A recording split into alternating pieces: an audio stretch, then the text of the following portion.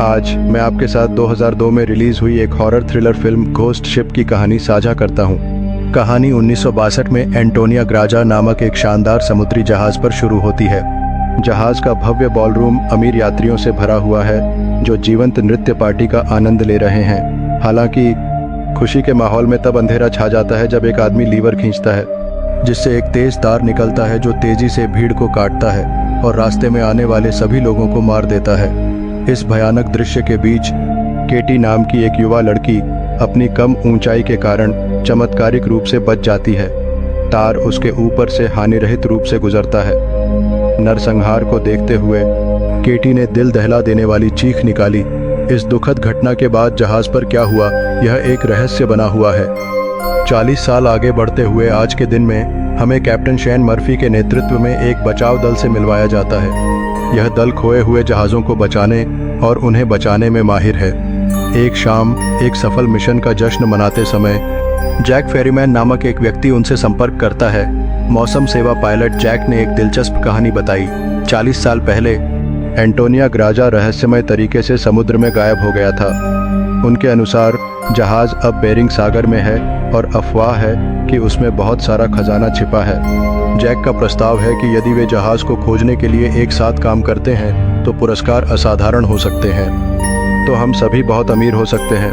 अब लालच इंसान की फितरत में है, इसलिए पूरा ग्रुप जैक का साथ देने के लिए तैयार हो जाता है। अगले दिन शॉन मर्फी और उनकी पूरी टीम उस जगह के लिए रवाना होती है जहां एंटोनियो ग्रेजा जहाज़ मौजूद था जो 1987 में गायब हो गया था। जब वे उस स्थान पर पहुंचते हैं तो देखते हैं कि वहां कोई जहाज़ नहीं है। यह देखकर सभी निराश हो जाते हैं, लेकिन तभी उनके रडार पर वह जहाज़ दिखाई देता है। यह वही जहाज़ था जो 1967 में गायब हुआ था, जिसकी तलाश में वे यहाँ आए थे। अब शॉन के एक साथी और उन्हें यहाँ लाने वाले जॉन स्टीमर में रुक जाते हैं, जबकि शॉन अपने बाकी साथियों के साथ जहाज़ के अंदर जाता है। यहाँ उन्हें एक बहुत अजीब आवाज़ सुनाई देती है। वे उस आवाज़ का पीछा करते हैं और देखते हैं कि वहाँ रखी घड़ी का पेंडुलम अभी भी चल रहा है। जैसे ही वे उस घड़ी के पास जाते हैं, पेंडुलम अचानक रुक जाता है। तभी उनका एक साथी उस पेंडुलम को हाथ में उठा लेता है। अचानक जोरदार आवाज़ सुनाई देती है जो सबको डरा देती है। इसी दौरान वहाँ एक टेबल पर स्क्रैबल बोर्ड पड़ा होता है। जैसे ही वे लोग जहाज़ के भीतर कदम बढ़ाते हैं, एक रहस्यमय घटना घटती है। जहाज़ की दीवार पर अचानक शब्द बदल जाते हैं और वहाँ लिखा हुआ दिखाई देता है, वेलकम। इसे यह देखकर सभी हैरान रह जाते हैं। आगे बढ़ते हुए उनके एक साथी के नीचे का फर्श अचानक टूटने लगता है और वह गिरने ही वाला होता है कि मोरीन उसे तुरंत पकड़ लेती है। जब मोरीन अपने साथी को ऊपर खींचने की कोशिश कर रही होती है, लेकिन चौंकाने वाली बात यह थी कि बच्ची की उम्र अब भी वैसी ही थी जैसे वह 40 साल पहले थी। इससे साफ होता है कि यह बच्ची अब आत्मा बन चुकी है। तो उसे जहाज़ के निचले हिस्से में एक बच्ची दिखाई देती है। यह वही बच्ची थी जो 40 साल पहले हुए उस भयावह घटना में बच गई थी। लेकिन चौंकाने वाली बात यह थी कि बच्ची की उम्र अब भी वैसी ही थी जैसे वह 40 साल पहले थी। इससे साफ होता है कि यह बच्ची अब आत्मा बन चुकी है। अगले ही पल मोरीन की आंखों के सामने से वह बच्ची अचानक गायब हो जाती है। मोरीन को समझ नहीं आता कि यह सब सच था या उसका मात्र एक भ्रम। इसके बाद वह अपने साथी को ऊपर खींचती है और टीम के साथ एक केबिन में जाती है। वहाँ उन्हें एक घड़ी दिखाई देती है, लेकिन वह घड़ी आधुनिक ज़माने की लग रही थी। यह बात सबको उलझन में डाल देती है, क्योंकि यह जहाज़ तो 1968 में गायब हुआ था और उस समय ऐसी घड़ियाँ बनती ही नहीं थीं। कप्तान शेन अनुमान लगाते हैं कि शायद उनसे पहले कोई और इस जहाज़ पर आ चुका हो और यह घड़ी उसी की हो सकती है। टीम आगे बढ़ते हुए जहाज़ का मैनुअल ढूंढती है और इसे लेकर वापस अपनी टीम के पास लौट आती है। अगली सुबह उन्हें पता चलता है कि जहाज़ में एक बड़ा छेद है, जिसकी वजह से वह धीरे धीरे डूब रहा है। टीम फैसला करती है कि अगले 3 दिनों के भीतर इस छेद की मरम्मत कर इसे यहाँ से निकालना होगा। इसके बाद सभी अपने अपने काम में जुट जाते हैं। मोरीन स्विमिंग पूल वाले हिस्से में पहुँचती है और यह देखकर हैरान रह जाती है कि पूल की दीवारों पर गोलियों के निशान हैं। स्विमिंग पूल की जांच करते हुए जब वह ऊपर चढ़ रही होती है तो अचानक उसे फिर से वही छोटी बच्ची दिखाई देती है।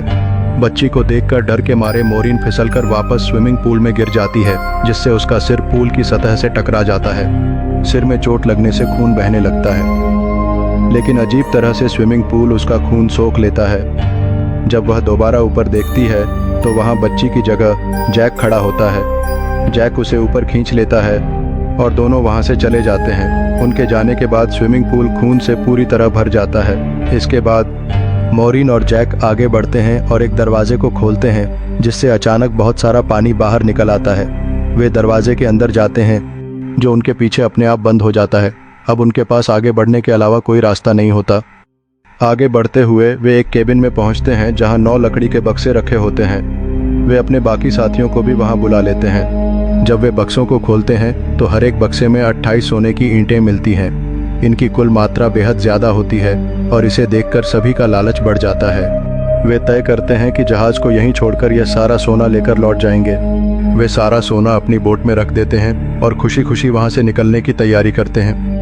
लेकिन उनकी बोट पर कुछ अजीब घटना होती है। बोट के गैस वॉल्व अपने आप चालू हो जाते हैं और चारों तरफ गैस फैलने लगती है। इसी बीच मॉरिन को फिर से वही छोटी बच्ची दिखाई देती है, जो उसकी ओर तेजी से भाग रही होती है। ऐसा लगता है कि वह मॉरिन को किसी खतरे के बारे में चेतावनी देना चाहती है, लेकिन कोई उस बच्ची को ढकेल देता है। वहीं दूसरी तरफ मॉरिन का साथी बोट का इंजन ऑन करता है, जिससे उसमें ब्लास्ट हो जाता है और इस ब्लास्ट में उसकी जान चली जाती है। मॉरिन यहाँ पर काफ़ी कंफ्यूज है, क्योंकि वो उस बच्ची के बारे में जानना चाहती है जो उसे बार बार दिख रही थी। वो शिप के डाटा में पैसेंजर्स के नाम चेक करती है, जिससे उसे पता लग जाता है कि जो बच्ची उसे दिखती है उसका नाम केटी है। वो केटी के रूम तक पहुंच जाती है, जहां उसे केटी का स्केलेटन मिलता है। वह समझ जाती है कि अब तक जो केटी उसे दिखाई दे रही थी वह उसकी आत्मा है। वहीं हमें शॉन को दिखाया जाता है, जो कि कैप्टन रूम में बैठा होता है, और तभी उसके सामने शिप के कैप्टन की रूह आ जाती है। वो उसे गिलास में शराब डालकर देता है। साथ ही वो उसे एक फ़ोटो देता है जिसमें कि एक शिप था जिसका नाम था लोरेल। कैप्टन बताता है कि आज से कई साल पहले यानी 1968 में हमने इस शिप को रेस्क्यू किया था, और इसी शिप के अंदर वो सोना था जो हम अपने शिप एंटोनिया ग्रा के अंदर ले आए। लेकिन इसके ठीक 2 दिनों के बाद हमारा शिप गायब हो गया। इसके बाद कैप्टन की आत्मा शॉन मर्फी को एक और फ़ोटो दिखाती है, और जब शॉन मरीन का साथी जहाज़ का इंजन चालू करता है, लेकिन अचानक उसमें विस्फोट हो जाता है, जिससे उसकी जान चली जाती है। दूसरी ओर मरीन भ्रमित और बेचैन है, क्योंकि उसे बार बार एक बच्ची दिख रही है जिसे वह समझ नहीं पा रही। वह जहाज़ के डेटा में यात्रियों के नाम चेक करती है और पता लगाती है कि उस बच्ची का नाम केटी है। मरीन केटी के कमरे तक पहुंचती है, जहां उसे केटी का कंकाल मिलता है। यह देखकर मरीन समझ जाती है कि जो बच्ची उसे दिख रही थी वह दरअसल केटी की आत्मा है। इसी दौरान शॉन मर्फी जहाज़ के कप्तान के कमरे में बैठा होता है, जहां अचानक जहाज़ के पुराने कप्तान की आत्मा उसके सामने प्रकट होती है। कप्तान उसे शराब का गिलास देता है और एक तस्वीर दिखाता है जिसमें लोरेल नामक जहाज़ है। वह बताता है कि 1967 में उन्होंने इस जहाज़ को रेस्क्यू किया था और इसमें मौजूद सोना एंटोनिया ग्रेजा पर लाया गया था, लेकिन इसके 2 दिन बाद ही एंटोनिया ग्रेजा रहस्यमय तरीके से गायब हो गया। कप्तान फिर शॉन को एक और तस्वीर दिखाता है, जिसे देखकर शॉन के होश उड़ जाते हैं। वहीं मरीन केटी की आत्मा के साथ बैठी होती है। केटी उसे बताती है कि इस जहाज़ पर कई आत्माएं फंसी हुई हैं, और जो ये सब कर रहा है उसे अपनी योजना पूरी करने के लिए इन आत्माओं की ज़रूरत है। जब उसका काम पूरा हो जाएगा तब ये आत्माएं मुक्त हो सकेंगी। इसके बाद एक अन्य साथी उस स्थान पर पहुंचता है जहां 40 साल पहले जहाज़ पर पार्टी चल रही थी। अचानक वह माहौल फिर से वैसा ही हो जाता है।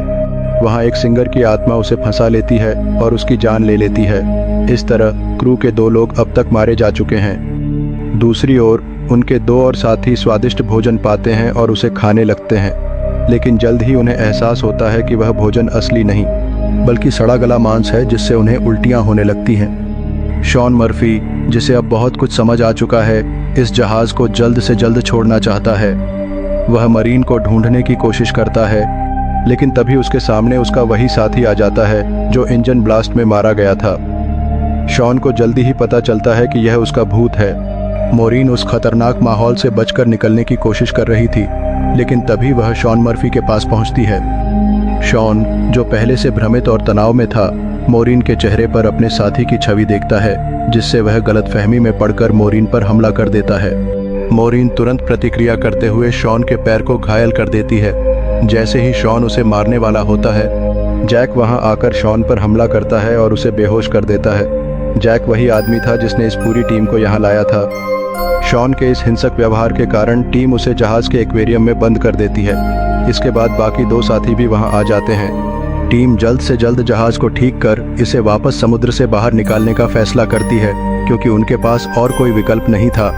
टीम नीचे जाकर जहाज की मरम्मत करती है, जबकि मोरिन अपने एक लापता साथी को ढूंढने निकलती है।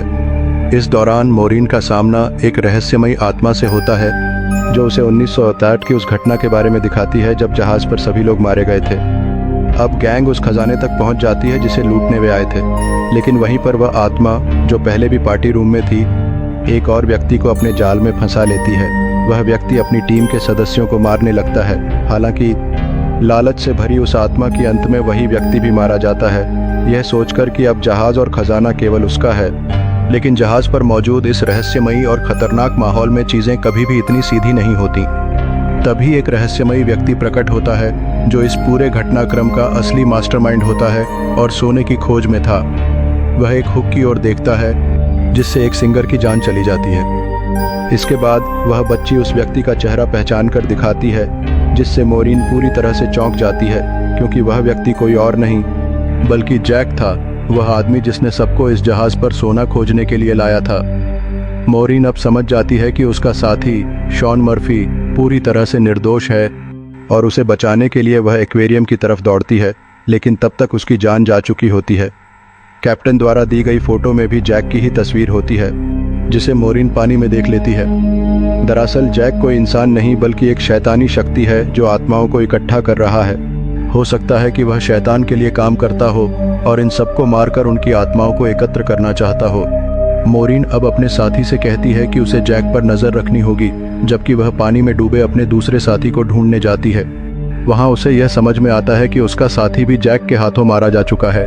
तभी जैक उस जगह पर आता है जहां मोरिन ने अपने साथी से कहा था कि वह उस पर नजर रखे। जैक और मोरिन के साथी के बीच बहस होती है, जिसके बाद मोरिन का साथी उसे गोली मार देता है, यह सोचकर कि वह मर चुका है, और फिर वह वहां से चला जाता है। अब मोरिन का इरादा पूरी तरह से बदल चुका था और वह जहाज को नष्ट करना चाहती थी।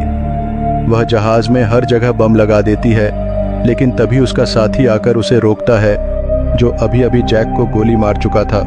वह मोरिन से कहता है कि जहाज को नष्ट नहीं करना चाहिए, लेकिन मोरिन उसकी बात नहीं मानती। वह कहती है कि उसे जहाज को ब्लास्ट करना ही होगा, क्योंकि इस जहाज में कई आत्माएं फंसी हुई हैं और आगे भी लोगों को ट्रैप करने के लिए लाया जाएगा, जिनकी जान इस तरह से जाती रहेगी, और इन आत्माओं को फंसाने का एकमात्र तरीका है सोना। तभी मोरिन के साथी की शक्ल बदल जाती है और वह जैक में तब्दील हो जाता है, जिससे साफ हो जाता है कि जैक ने ही उस व्यक्ति को भी मार डाला था जिसने उसे गोली मारी थी। जैक मोरिन से कहता है, तुम और मैं एक जैसे ही काम करते हैं। तुम समुंदर में फंसी हुई नावों और जहाज़ों को जमा करती हो, जबकि मैं आत्माओं को इकट्ठा करता हूँ। पहले मैं भी इंसान हुआ करता था, लेकिन मैंने बहुत से गलत काम किए थे, जिसके कारण मुझे एक नया काम सौंपा गया और अब मैं एक आत्मा इकट्ठा करने वाला बन गया था। इसके लिए मुझे एक जहाज़ की ज़रूरत थी और मैं नहीं चाहता था कि तुम इस यात्रा को विफल करो। लेकिन मोरिन उसकी बात नहीं मानती, जिससे जैक ने उस पर हमला कर दिया। मोरिन ने अपने तीर से उसके पैर को जख्मी कर दिया और फिर उसी तीर से रिमोट का निशाना साधा, जिससे जहाज़ में एक बड़ा विस्फोट हुआ। मोरिन जहाज़ से कूदकर पानी के नीचे फंस गई, लेकिन तभी उस जहाज़ से उस बच्चे की आत्मा आई जिसने मोरिन को ऊपर का रास्ता दिखाया। बड़ी मुश्किल से मोरिन ऊपर आ पाई और उसने देखा कि जहाज़ में मौजूद सभी आत्माएं अब आज़ाद हो चुकी हैं और आत्माओं की दुनिया की ओर जा रही हैं। इनमें केटी की आत्मा भी शामिल थी। असल में जो भी आत्माएं थीं वे सभी जैक की गुलाम थीं, क्योंकि उसे मारने के बाद उसने हर आत्मा के हाथ में एक मोहर लगा दी थी। लेकिन केटी की आत्मा गुलाम नहीं बन पाई, क्योंकि वह पवित्र थी। इसलिए केटी की आत्मा बार बार मोरिन की मदद करती रही। अब केटी की मदद से मोरिन ने इन आत्माओं को मुक्त कर दिया था। अब मोरिन एक छोटे टुकड़े के सहारे जहाज में तैर रही थी और सुबह होते होते एक अन्य जहाज तक पहुंच गई, जो उसे रेस्क्यू कर लेता है। जब उसे पोर्ट पे लाया गया तो वह अपनी एम्बुलेंस से देखती है कि जैक अब भी जिंदा है और जहाज का सारा सोना एक अन्य जहाज में ट्रांसफर कर रहा है, ताकि वह सोने के लालच में और लोगों को फंसा सके और उनकी आत्माओं को कैद कर सके। यह सब देखकर मोरिन जोर से चिल्लाती है और फिल्म इसी सीन के साथ खत्म हो जाती है। उम्मीद है आपको ये वीडियो पसंद आई होगी। अगर वीडियो अच्छी लगी हो तो कृपया लाइक करें और चैनल को सब्सक्राइब करें। मिलते हैं हमारी अगली शानदार वीडियो में।